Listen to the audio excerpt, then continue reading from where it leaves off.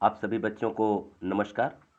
प्यारे बच्चों, इसके पहले हम लोग यमुना छवि का 3 छंद पढ़ चुके हैं, उसका व्याख्या कर चुके हैं, उसका अध्ययन हम लोग कर चुके हैं। और आज के वीडियो में हम लोग 4, 5 और 6 ये जो 3 छंद शेष बचा हुआ है, इन छंदों का सरल ढंग से व्याख्या पढ़ेंगे। आशा है कि इसके पहले का वीडियो आपको काफ़ी सहायता दे रहा होगा, क्योंकि इस समय जो लॉकडाउन का कंडीशन है, पढ़ाई आपकी बाधित हो रही है। तो मेरा उद्देश्य ये है कि मतलब आपको इतने सरल ढंग से मैं व्याख्या समझा दूं कि शायद एक ही बार में आपको उसका अर्थ बिल्कुल सही ढंग से समझ में आ जाए और आपके होने वाले किसी भी परीक्षा में किसी प्रकार का कोई दिक्कत न हो। ठीक है, तो आइए ज़्यादा समय न लेते, सीधे हम लोग अपने टॉपिक पर चलते हैं। तो ये जो चौथा छंद है, इसको देख लिया जाए। कबहु होत सतचंद कबहु प्रकटत दुरिभाजत, पवन गबन वस बिंब रूप जल में बहुसाजत, मन शशि भरि अनुराग जमन जल लोटत डोले, कै तरंग की डोर हिंडोरन करत किलोलय, कै बाल गुड़ी नभ में उड़ी सोहत इत उत धावती, कै अवगाहत डोलत को ब्रज रमनी जल आवती। आइए इसका अर्थ हम लोग देखते हैं। इसका अर्थ क्या है? कबहु होत सतचंद, यहाँ यमुना के सौंदर्य का वर्णन करते हुए भारतेंद्र जी कहते हैं कि यमुना के जल पर या उसकी जल की तरंगों पर जब चंद्रमा की किरणें पड़ती हैं तो कैसा प्रतीत होता है।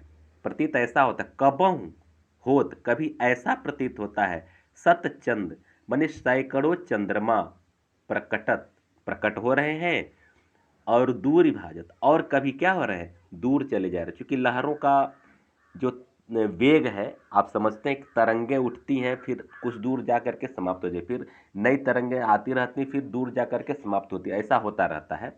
तो उसी सौंदर्य का वर्णन करते हुए कहते हैं कि जब चंद्रमा की किरणें यमुना के लहरों पर, यमुना के तरंगों पर पड़ती हैं, तो ऐसा प्रतीत होता है कि सैकड़ों चंद्रमा प्रकट हो गए हों, और वो तरंग जब दूर जा करके समाप्त हो जा रही है, दूरी भाजी जब दूर जा करके वो तरंग समाप्त हो जा रही है, तो वो चंद्रमा का जो किरण है लहर पर, वो दिखाई नहीं दे रहा है। तो कैसा प्रतीत हो रहा है, उसी का वर्णन करते हुए कहते हैं, बने कभी ऐसा प्रतीत होता है कि यमुना के जल पर सैकड़ों चंद्रमा प्रकट हो रहे हैं और कभी दूर चले जा रहे हैं, अर्थात कभी समाप्त हो जा रहे हैं। आइए दूसरा लाइन देखते हैं। पवन गबन बसी बिंब रूप जल में बहुराजत। पवन गबन, गबन माने प्रस्थान करना या था चलना, माने हवा के चलने से बस बिंब रूप, जो उसके सौंदर्य का जो बिंब, यानी कि चंद्रमा के सौंदर्य का जो एक प्रतिबिंब उस पर जो जल पर दिखाई दे रहा है, उसका प्रतिबिंब रूप जो जल में दिखाई दे, बिंब रूप जो जल में दिखाई दे रहा है, जल में बहुराजत, वह बहुत ही सुंदर लग रही है, उसकी शोभा को बहुत अधिक बढ़ा रही है। हवा के चलने से जो चंद्रमा का प्रतिबिंब है वह यमुना के तरंगों पर बहुत ही सुंदर दिखाई दे रहा है, उसकी शोभा को बढ़ा रहा है। मनु, अगला लाइन देखिए, तीसरी लाइन, मनुष्य भरि अनुराग जमुन जल लोटत, या फिर मानो, ऐसा प्रतीत होता है, मन मानो जन जानो, इसमें उत्प्रेक्षा अलंकार की बहुलता है बेटा, समझ लीजिएगा आप लोग। तो इसमें जब काव्यगत सौंदर्य जब लिखने की बात आएगी तो इसमें उत्प्रेक्षा अलंकार, क्योंकि संभावना जहां व्यक्त होती है, आप जानते हो उत्प्रेक्षा अलंकार होता है।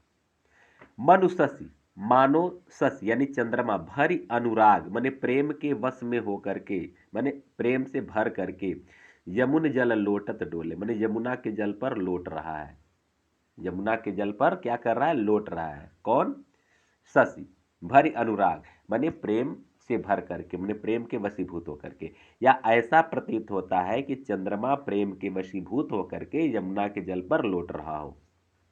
या फिर कैसा लग रहा है, कै तरंग की डोर हिंडोरन करत कलोलय, या फिर ऐसा हो रहा है, ऐसा प्रतीत हो रहा है कै तरंग अथवा तरंग की डोर, माने तरंग की डोर को पकड़ करके, तरंग की डोर में हिंडोला जो झूला लगा हुआ, ऐसा होता है कि तरंग जो है कि एक ये झूले का डोर है और चंद्रमा जो है उस हिंडोले पर, उसी झूले पर बैठ करके कल्लोल कर रहा है, क्रीड़ा कर रहा है, खेल कर रहा है।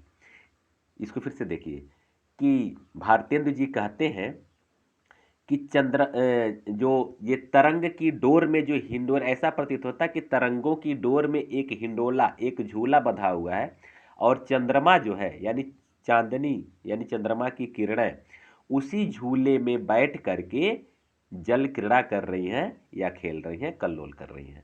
ठीक है, अगला लाइन देखिए, कै बाल गुड़ी नभ में, कै बाल गुड़ी नभ में उड़ी सोहत इत उत धावती। या फिर ऐसा प्रतीत होता है, कै अथवा ऐसा प्रतीत होता है, बाल गुड़ी, बाल गुड़ी माने होता है छोटे बच्चों की पतंगे, छोटी छोटी पतंगे जो होती हैं, जो छोटे छोटे बच्चे उड़ाते हैं। तो ऐसा प्रतीत होता है जैसे बालगुड़ी माने छोटी पतंगे नभ में उड़ी, नभ में उड़ रही हैं, सोहत इत उत धावत, और वो इधर उधर दौड़ रही, क्योंकि पतंगे इधर उधर नाचती हैं आकाश में हवा के वेग से। तो वही कह रहे हैं कि ऐसा प्रतीत हो रहा है मानो कि बच्चों की छोटी छोटी पतंगे आकाश में उड़ रही हैं और इधर उधर दौड़ते हुए उस यमुना के जल को सुशोभित कर रहे हैं, यमुना के जल को के सौंदर्य को बढ़ा रही हैं। अगली पंक्ति देखिए, कै अवगाहत डोलत को ब्रज रमणी जल आवती। या फिर ऐसा प्रतीत होता है, कै अथवा ऐसा प्रतीत होता है, अवगाहत का अर्थ होता है जल में डुबकी लगाना, ठीक है ना, जल में डुबकी लगाना। ब्रज रमणी माने ब्रज की सुंदरी, ब्रज की सुंदरी, ब्रज की स्त्री, जल आवत मन जल में आकर के, या ऐसा प्रतीत होता मानो ब्रज की रमणी, ब्रज की सुंदरी जो है जल में आकर के स्नान कर रही है और उसी स्नान से ये जो जल की तरंगे उठ रही हैं और इधर उधर डोल रही हैं। ठीक है, आशा है कि इस छंद का अर्थ आपको समझ में आ गया होगा। अगर कहीं कोई दिक्कत होगा तो आप कमेंट करके हमसे पूछ सकते हैं। आइए हम लोग अगला छंद देखते हैं, पांचवा। पांचवा छंद क्या कह रहा है? पांचवा छंद कह रहा है, इसकी पंक्ति देखिए, मनुजुग पक्ष प्रतिपक्ष होत मिट जात जमुन जल, कै तारागन ठगन लुकत प्रकटत शशि अविकल, कै कालिंदी नीर तरंग जितो उपजावत, तितनो ही धरि रूप मिलन हित तासो धावत, कै बहुत रजत चकई चलत, कै फुहार जल उच्छरत, कै निष्पत्ति मल्ल अनेक विधि, उठ बैठत कसरत करत। आइए अब इसका अर्थ हम लोग देखते हैं। अर्थ क्या कर रहा है? मनुजुग, मनु माने मानो, फिर यह उत्प्रेक्षा अलंकार, जुग माने होता है दो, जुग, जुग माने क्या होता है? दो। पक्ष माने पक्ष, यानी वो पक्ष शुक्ल पक्ष कृष्ण पक्ष जो होता है। तो आप जानते हैं कि पक्ष दो होता है, एक शुक्ल पक्ष और एक कृष्ण पक्ष होता है ना। तो कह रहे हैं, कभी कहते हैं, भारतीय जी कहते हैं कि मानो ऐसा प्रतीत हो रहा है जुग पक्ष, दोनों पक्ष प्रत्यक्ष होत, माने यमुना के जल पर प्रत्यक्ष हो रहे हैं, मिट जात जमुन जल माने यमुना के जल पर, या ऐसा प्रतीत हो रहा है मानो यमुना के जल पर ये दोनों पक्ष कभी प्रत्यक्ष हो रहे हैं और कभी मिट जा रहे हैं। अब ये कैसे सौंदर्य का वर्णन करते हैं? जब यमुना की तरंगों पर जब चंद्रमा की किरणें पड़ रही हैं तो ऐसा प्रतीत होता है मानो शुक्ल पक्ष है, और जब दूर जाकर के मिट जा रही हैं तो यानी अंधेरा हो जा रहा है, अर्थात तो दिखाई नहीं दे रही हैं, तो वो मानो कि कृष्ण पक्ष प्रकट हो रहा है। मतलब एक ही साथ, कब ये कहते हैं कि एक ही साथ यमुना के जल में शुक्ल पक्ष भी प्रकट हो रहा है और कृष्ण पक्ष भी प्रकट हो रहा है। ठीक है, आइए अगली पंक्ति देखते हैं। अगली पंक्ति, कै तारागन ठगत लुकत प्रकटत शशि अविकल, ठीक है ना। या फिर ऐसा प्रतीत होता है वो ताराओं के साथ अटखेलियां करता है, ताराओं को ठगने के लिए, अटखेलियां करने के लिए, मतलब धोखा देना, तो प्रत्यक्ष में धोखा देना नहीं हुआ, मतलब अटखेली करके धोखा, लुका छिपी का खेल खेलना, ऐसे यूं समझिए। तो या फिर ऐसा प्रतीत होता है कि रद माने शशि जो है, शशि अविकल मन होता है पूर्ण रूप से, माने संपूर्ण रूप से। या कभी ऐसा होता है कि ताराओं को धोखा देने के लिए, तारागण से लुका छिपी का खेल खेलने के लिए, कभी वो शशि यानी चंद्रमा लुकत माने छिप जा रहा है, और कभी क्या हो रहा है, प्रकटत माने प्रकट हो रहा है। और अविकल माने पूर्ण रूप से, माने कभी पूर्ण रूप से प्रकट हो जाता है और कभी पूर्ण रूप से छिप जाता है। अर्थ क्लियर हो गया। या फिर ऐसा प्रतीत होता है मानो ताराओं को ठगने के लिए, ताराओं को धोखा देने के लिए, या यूं कहिए कि ताराओं से लुका छिपी का खेल खेलने के लिए कभी सस चंद्रमा जो है संपूर्ण रूप से छिप जा रहा है और कभी प्रकट हो जा रहा है। अगली पंक्ति देखते हैं। कै कालिंदी नीर तरंग जितो उपजावत। या फिर कालिंदी की नीर माने कालिंदी के जल माने यमुना के जल में, यमुना का जल जो तरंग उपजा रही है, जो तरंग जो लहर उत्पन्न कर रही, माने चंद्रमा वो कालिंदी अर्थात यमुना का जल जो है जो तरंग उत्पन्न कर रहा है, मानो ऐसा प्रतीत होता है तितनो ही धरि रूप, तितनो ही धरि माने उतना ही रूप धारण करके, कौन, चंद्रमा, मिलन हित तासो धावत, उससे मिलने के लिए दौड़ रहा है। मतलब आगे आगे यमुना की तरंगे उठ रही हैं और पीछे पीछे मानो चंद्रमा, जितनी तरंगे उठ रही हैं चंद्रमा भी उतना ही रूप धारण करके उन तरंगों को पकड़ने के लिए उसके पीछे पीछे दौड़ रहा है। कितना सुंदर वर्णन किया गया है, थोड़ा सा देखिए, फिर से इस लाइन को देखिए। ऐसा प्रतीत होता है मानो कालिंदी यानी यमुना के जल में जो तरंग उत्पन्न हो रहा है, यानी यमुना जिस तरंग को उत्पन्न कर रही है, चंद्रमा भी उतना ही रूप धारण करके, चंद्रमा भी उतना ही रूप धारण करके उन तरंगों से मिलने के लिए दौड़ रहा है, अर्थात उन तरंगों को पकड़ने के लिए दौड़ रहा है। आशा है कि अर्थ क्लियर हो गया होगा। आइए अगली पंक्ति हम लोग देख लेते हैं। कै बहुराजत चकई चलत फुहार जल उर्झत। या फिर ऐसा प्रतीत हो रहा है रजत चकई, चकई कहते हैं जो चाक होता है जिस पर कुम्हार ये मिट्टी का बर्तन बनाते हैं, ठीक है ना, चाक, और रजत मन होता है चांदी। या फिर ऐसा प्रतीत होता है चांदी का रजत, सॉरी चांदी का चाक, माने चांदी का चाक जो है वो चल रहा है, और चांदी के चाक के चलने से, इस चाक जब चलता है कुम्हार जो उस पर पानी लगाता है तो उसके चारों तरफ छींटे भी, फुहार निकलते हैं। अब तो पुराने जमाने की चीज हो गई, शायद आप लोग जनरेशन के लोग न देखे हो, लेकिन अगर कभी देखे होंगे तो आप देखिएगा कुम्हार चाक पे जब मिट्टी बनाता है ना तो उस पर पानी के द्वारा उस मिट्टी को कई प्रकार का शेप देता है, कई प्रकार का डिजाइन देता है, तो उस पानी जब गिरता है तो उस चारों तरफ उसका उसका फुहार पड़ता है। उसी सौंदर्य का वर्णन करते हुए कहते हैं कि ऐसा प्रतीत होता है कि मानो चांदी का चाक चल रहा हो और उससे फुहार उत्पन्न हो रहा हो, उसी तरह का ये यमुना के जल में फुहार उत्पन्न हो रहा है। अगली पंक्ति देख लिया जाए। कै निष्पत्ति मल्ल अनेक विध उठ बैठत कसरत करत। या फिर ऐसा प्रतीत होता है मानो निष्पत्ति मल्ल माने निष्पत्ति होता है चंद्रमा और मल्ल मन होता है योद्धा, माने चंद्रमा रूपी योद्धा, चंद्रमा रूपी योद्धा अनेक विधि, अनेक प्रकार से उठ बैठक माने उठक बैठक माने कसरत, अनेक प्रकार का उठक बैठक वाला कसरत यानी उठक बैठक करते हुए कसरत करत माने कसरत कर रहा है। या फिर ऐसा प्रतीत होता है मानो चंद्रमा रूपी योद्धा जो है अनेक प्रकार से उठक बैठक करते हुए कसरत कर रहा हो। ठीक है, आशा है कि यह भी समझ में आपको आ गया होगा। आइए अंतिम छंद हम लोग देख लेते हैं।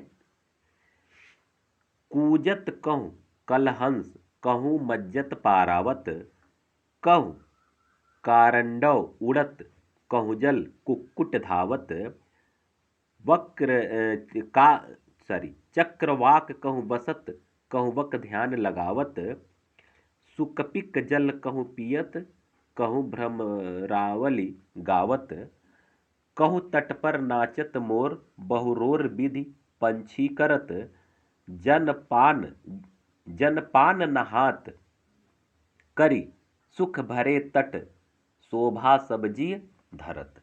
आइए इसका अर्थ देखते हैं। इसका अर्थ देखा जाए, कूंजत कहूं कलहंस उस यमुना के जल में कहीं कलहंस, कलहंस माने समझ रहे हैं, राजहंस क्या हो रहे हैं, कूंज रहे हैं। उस यमुना के जल पर कहीं राजहंस कूंज रहे हैं। कहु मज्जत पारावत, पारावत मन होता है कबूतर, अब मज्जत मन होता है स्नान करना, मज्जन स्नान करना, मंजन नहीं मज्जन मन होता है स्नान करना, मज्जत मन स्नान कर रहा हो। या कहीं ऐसा, ऐसा नहीं, या फिर कहीं कबूतर स्नान कर रहा हो उस यमुना के जल में, कहीं कलहंस यानी राजहंस कूंज रहे हैं और कहीं पारावत यानी कबूतर जो है स्नान कर रहे हैं। कहूं मैंने कहीं, क्लियर हो गया। यहाँ कहूं मैंने कहीं माने किसी जगह, उस यमुना के जल में कहीं कहीं जगह जगह, ठीक है ना। यमुना के जल में कहीं राजहंस कूंज रहे हैं और कहीं कबूतर स्नान कर रहे हैं। कहूं कारांडव उड़त, और कहीं कारांडव, कारंडव मन होता है बत्तख, कारंडव मन क्या होता है बत्तख, और कहीं बत्तख छोटे छोटे बत्तख जो उड़ते हैं, कहीं कहीं बत्तख उड़ रहे हैं और कहूंजल कुक्कुट धावत, और कहीं जो है जल कुक्कुट माने जल मुर्गी, जल मुर्गी होती हैं जो जल में विहार करती हैं, तो कहीं जल मुर्गी जो है दौड़ रही है। चक्रवाक कहूं बसत, और कहीं चक्रवाक, चक्रवाक कहते हैं चकवा माने चकवा चकई का जो जोड़ा होता है, तो कहीं चकवा चकई जल क्रीड़ा कर रहे हैं, बसत माने बस रहे हैं मतलब अर्थात जल क्रीड़ा कर रहे हैं, वहाँ यहाँ निवास कर रहे से मतलब है। तो कहीं चकवा चकई निवास कर रहे हैं या जल क्रीड़ा कर रहे हैं। कहूं बक ध्यान लगावत, और कहीं बगुला जो है ध्यान लगा करके बैठा हुआ है। ठीक है, अगला देख लीजिए। सुकपिक जल कहूं पियत, कहूं भ्रमरावली गावत। कहीं सुक मन होता है तोता, पिक मन होता है कोयल, कहीं तोता और कोयल जल पी रहे हैं और कहीं भ्रमरावली माने भंवरों का समूह गुंजार कर रहा है, गा रहा है। ठीक है ना। उस यमुना के तट पर या यमुना के जल में कहीं सुक और पिक माने कहीं तोता और कोयल जल पी रहे हैं और कहीं भंवरे गुंजार कर रहे हैं। आगे देखिए। कबहू नट पर नाचत मोर, सॉरी तट पर नाचत मोर बहुरोर। कहूं तट पर, कहीं तट पर माने किनारे पर, यमुना के तट पर नाचत मोर, मोर क्या कर रहा है नाच रहा है। बहुरोर, रोर माने होता है कलरव करना, जो पक्षियों का कलरव होता है, या फिर अनेक प्रकार के विधि विविध अनेक प्रकार के पक्षी करत, बहुरोर विविध पक्षी करत। देखिए यहाँ ये ऊपर से जो है कि इस छंद का मैंने इस छंद का लास्ट छंद का तीसरे नीचे से दूसरी लाइन, कौतट पर नाचत मोर बहुरोर विधि पक्षी करत। कहीं तट पर यानी यमुना के तट पर मोर नाच रहे हैं और कहीं विभिन्न प्रकार के पक्षी, विविध पक्षी, विभिन्न प्रकार के पक्षी क्या कर रहे हैं कलरव कर रहे हैं। जनपान नहान करि सुख भरे तट शोभा सब जिय धरत। और उस यमुना के जल में जन माने लोग, पान और नहान माने यमुना के जल का लोग पान कर रहे हैं माने उसको पी रहे हैं, नहान स्नान कर रहे हैं, और सुख भरे सुख से भरे हुए तट की शोभा सब जिय धर सब अपने हृदय में धारण कर रहे हैं। अर्थात उस यमुना के जल में जन माने लोग, पान और नहान माने पी रहे हैं और स्नान कर रहे हैं, और उस सुख से भरे हुए सौंदर्य को देख करके, तट के सौंदर्य को देख करके अपने हृदय में बहुत अधिक प्रसन्नचित्त हो रहे हैं, बहुत आनंदित हो रहे हैं। तो प्यारे बच्चों, यह रहा आपका यमुना छवि का जो ये दूसरे भाग में जो हम लोग 4, 5 और 6 तीन छंद का अध्ययन किए हैं। और आपका जो है ये काव्यगत सौंदर्य वही हो जाएगा जिसके पहले की वीडियो हम बता चुके हैं। भाषा ब्रज रहेगी, छंद छप्पर रहेगा, रस इसमें श्रृंगार ही रहेगा, गुण माधुर्य रहेगा, शब्द शक्ति लक्षणा ही रहेगी, अलंकार इसमें उत्प्रेक्षा अलंकार की बहुलता है, उत्प्रेक्षा अलंकार आप कर दीजिएगा। तो इस तरह से आपका ये काव्यगत सौंदर्य हो जाएगा। आशा है कि वीडियो आप लोगों को अच्छा लगा होगा, आप लोगों के भविष्य के लिए बहुत काम आएगा और मेरी शुभकामना है कि आप आगामी परीक्षा में बेहतर से बेहतर अंक प्राप्त करें।